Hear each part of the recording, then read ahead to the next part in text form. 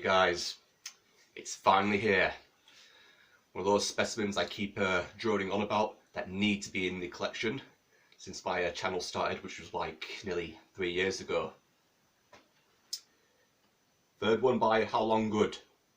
Let's get ripped into it.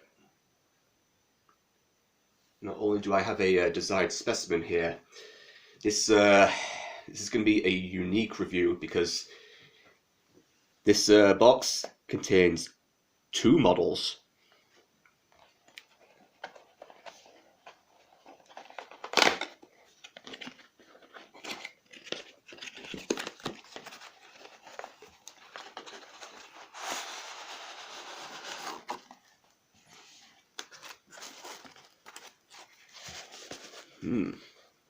Curious.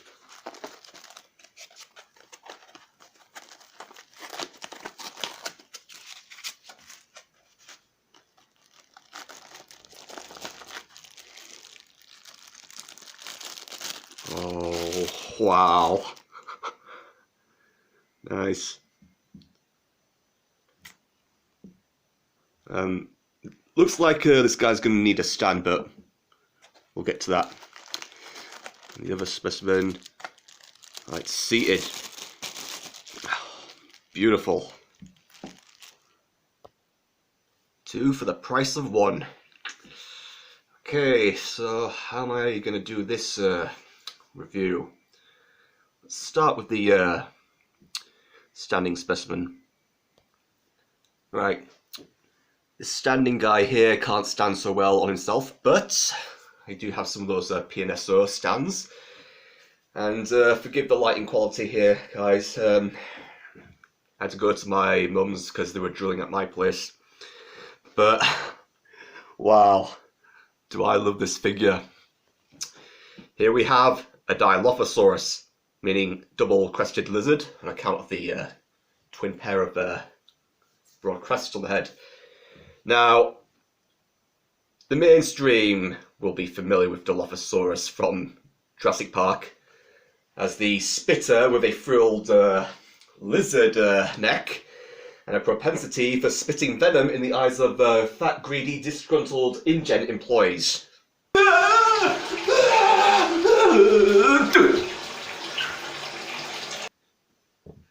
Well, that's what I know from childhood, but the real animal was completely different, and the public don't get any real decent, accurate portrayals. In fact, the Jurassic Park Dilo is constantly recycled throughout media.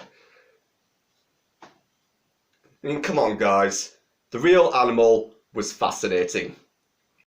I'm gonna slap some sense into you!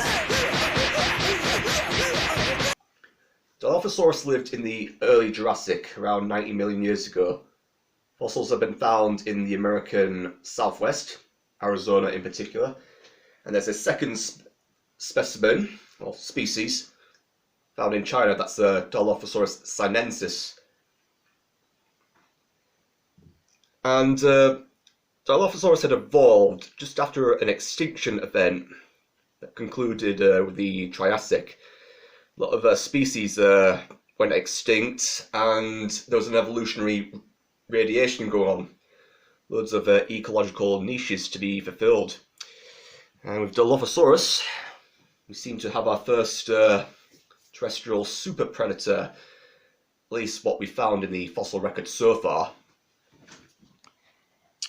Dilophosaurus measured about 6 to 7 meters, weighed about just over a ton, and unlike the Jurassic Park counterpart, which was a midget, this thing stood the best part of 3 meters high. Would have been able to look you right in the eye. Yeah, quite intimidating. The title there, world's first super predator. Now, description. Dilophosaurus was a later evolved relative of the Coelophysis. Those were among the first dinosaurs, and displayed a lot of the primitive features. Let me look at this model here. 4 fingers. Now, 3 fingers are displayed here, but there's a vestigial hint of a 4th finger, which was common in Triassic and early Jurassic theropods. But the main thing we all know Dilophosaurus for is them crests. They are absolutely stunning, and the function, well, let's just say they're for display, or they could then use for thermoregulation. Now, earlier fossils of Dilophosaurus weren't complete, and there was a debate on whether this guy was a scavenger, because the early fossils displayed thin jaws and long teeth, and it was suggested that it was a scavenger on account of the weak jaws. Then later reviews found there's this distinctive nook in the upper jaw, similar to that of a crocodile or Baryonyx. So it was suggested that Dilophosaurus may have hunted fish, because owing to lack of ecological niches fulfilled by other predators, something would need to take on the role of a peshivore. However, some later reviews back in 2020 found that the base of the jaw was far denser than previously proposed, indicating that Dilophosaurus had a stronger bite force between that and the long teeth, and could have inflicted some real damage, which is required of a predator. And also, them iconic crests.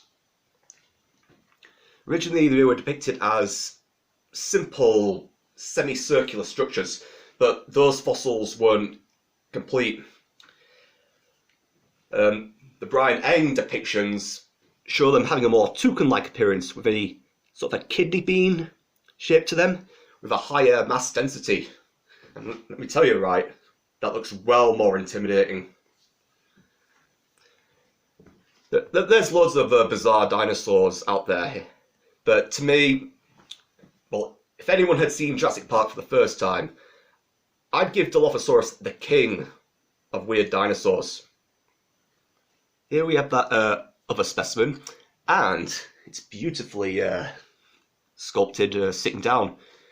Reminds me of an image of the Dilophosaurus scientis, also sat down.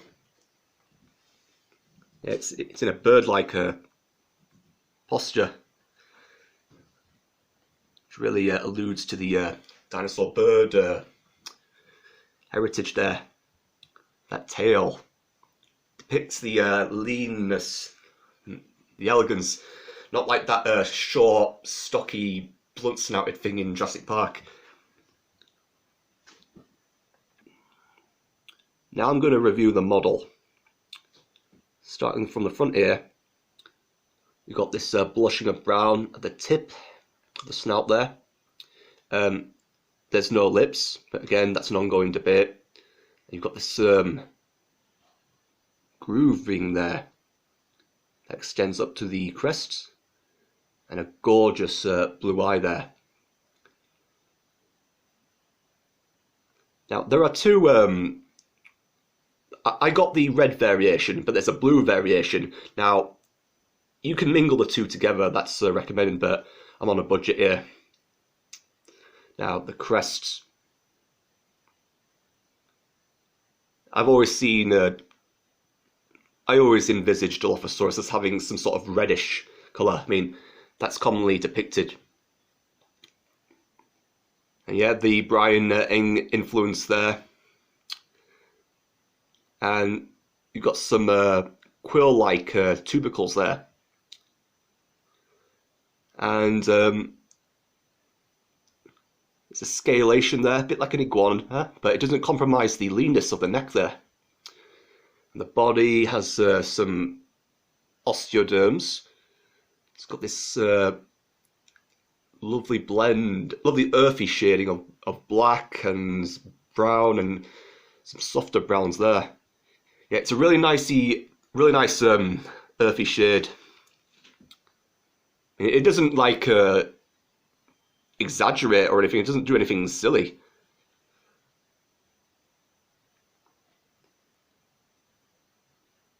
Now, I've seen quite a few other models of Dilophosaurus, but they all adhere to the same trope, always displaying the frill neck or suffering from cases of Bigfoot, or they're just way too expensive. So this is the first decent, updated and affordable model practically on the market out there. And I'm just pleased. Alright, you Jurassic Park sensationalists, just let me belch out some reality here. Dilophosaurus did not have a neck frill. For one, there were no attachment points for such a structure. And the poison. Now, no archosaurs, birds or crocodilians have any poison. However, there is a debate about Sinornithosaurus having venom. But I don't doubt that some dinosaurs may have been able to secrete like partly digested food or extract toxins from like some plants. I mean, some modern day birds do that. But one way or another, I think a bite from a Dilophosaurus would be pretty nasty and infectious. I do see it like, you know, foaming at the mouth, and I bet the guy would stank absolutely dreadful. I mean, I've been around crocodiles before, and trust me, they smell absolutely terrible. I mean, imagine, right, you're just like walking down a corridor and one of these turns around. I mean, these guys could walk through like a skull corridor, and that shadow it imposes, right, be absolutely intimidating.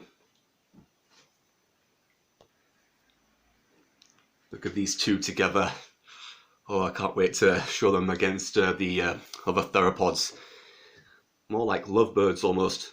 Mind you, it's just the red set, but like I said, if you've got the blue set, do mingle them together. Dilophosaurus fans, your dream has come true. Go out and get a set. What's your story? I couldn't resist putting him in front of my laptop. Kind of acts as a sort of a breaker there. No, nice ornament, and he's pocket size. So you lads can fit it in your pocket and show it to people when you're out and about. Right, you guys, I'm back home where the lighting is much better. Now you can really appreciate the colour of the crest there. In fact, there's now a honey colour shading there. Yeah, beautiful. Now, size comparison. The standing Dilophosaurus. So we can put this at, let's say, 6 meters. Megalosaurus at 7 meters. And the smaller species of young Tyrannosaurus, guessing 6 or 7 meters. And the Taurosaurus at 10 meters. Yeah, so these are Jurassic theropods that are consistently scaled. That is lovely. Thanks again for watching, guys. Hope you enjoyed that. This guy, right, has a lot of influence to him. It's just like Aaron, the baby T-Rex from PNSO. Now, Haolonggood, I think they're going to be duking out with their PNSO, because them guys are just pumping things off the wish list here. And all those vloggers and dinosaur enthusiasts will be retiring soon. Who knows? So thank you, Haolonggood, for this thoughtful model. Alright, you guys, I'm going to be signing off. Please be sure for my mature audiences to pick up a copy of my novel, Carnion Street, available to order in paperback and ebook for the time being. Alright, see you later.